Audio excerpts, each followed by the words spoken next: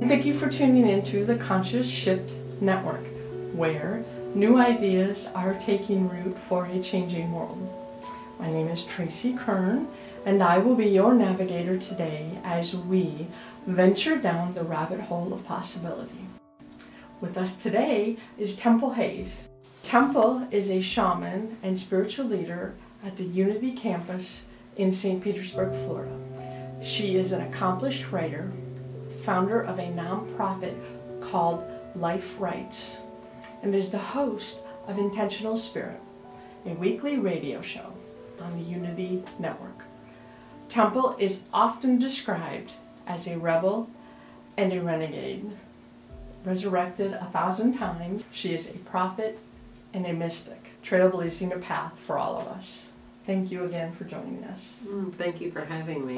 No problem. And thank you for doing what you're doing. Thank you. I mean, look at you to talk about Trailblazer. But I really wanted to talk about your new book today. And I love the title, and I'd love for you to explain to us what you mean by it. That, when did you die? 8 steps to stop dying and start living every day. What exactly does that mean? Well, the title of the book was given to me a number of years ago in a meditation on a spirit journey. And I remember when I came back and I started journaling the title itself, I found it to be profound. And yet it was a defining moment for me because I realized that that had been the purpose of my whole life. I had faced a lot of things in my life through childhood and alcoholism and everything else. But I was always the person I would dust off, dust it all off, and I'd get back going, and I'd be so motivated. And I was just that, spark plug, if you will, right. A total self-starting, inspired person about whatever I was involved in. And having said that, in my mid to late 30s, I started losing that vitality and that vibrancy, and I felt like that I was dying, not physically, but a part of me, that vibrancy and that energy and that life force was fading away.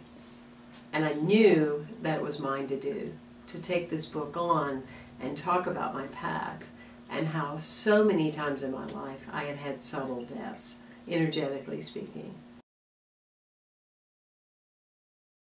People will say, well, life isn't working. And who's to say? Because I just know life doesn't work.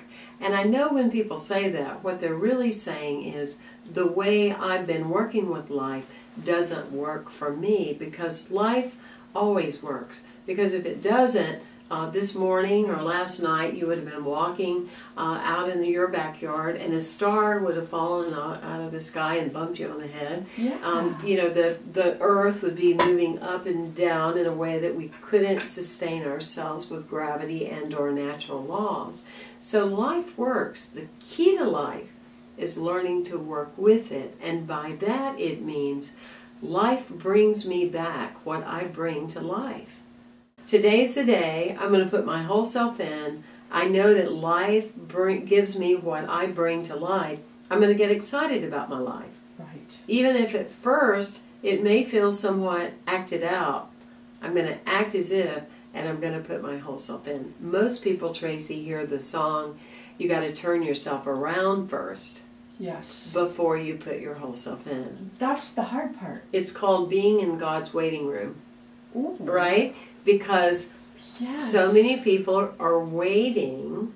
Yes. Well, if I just get some indication that something great's going to happen, then I'll start doing X, Y, and Z, and they wait their entire lives. They want to see it before they'll believe Right. it, but you got to believe it before you see it. Yeah, you got to step into it. You do have to do the hokey pokey, don't you? You do. I mean, all the way, and put yourself. And you act. You know, Yes. you got to. What I was committed to after having years of tragedy and drama and all that, is that I set out after that experience in my 30s to really express that I believe in infinity, that I believe that we are energetic beings. I started taking a break from things for like 90 days.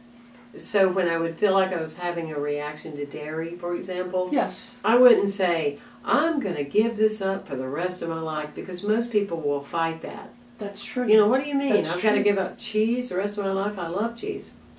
I still love cheese. Right. But in that 90-day window, then when I put it back in, I didn't like what happened to my body. So for me, it wasn't like I did a checklist and went, got to get rid of this, got to get rid of this. I would just say, what now needs to happen in my life? And I would pay attention to what knocked on my door 3 times. That is a great question. You know? What now needs to happen in my life? Right. Yeah. Yeah.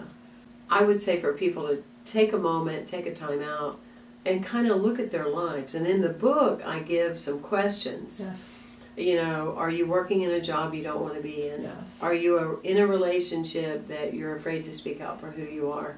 Have you had some tragic losses or accidents in your life? Are there times that, like Martin Luther King Jr. would say, you know, you're silent about things that really matter to you, that are important? All those things are subtle deaths that we're not listening to ourselves. Thank you for tuning into the Conscious Shift Network today, and thank you for venturing down the rabbit hole of possibility with us. And thank you for all that you do. Thank you. Yeah. Many blessings to you.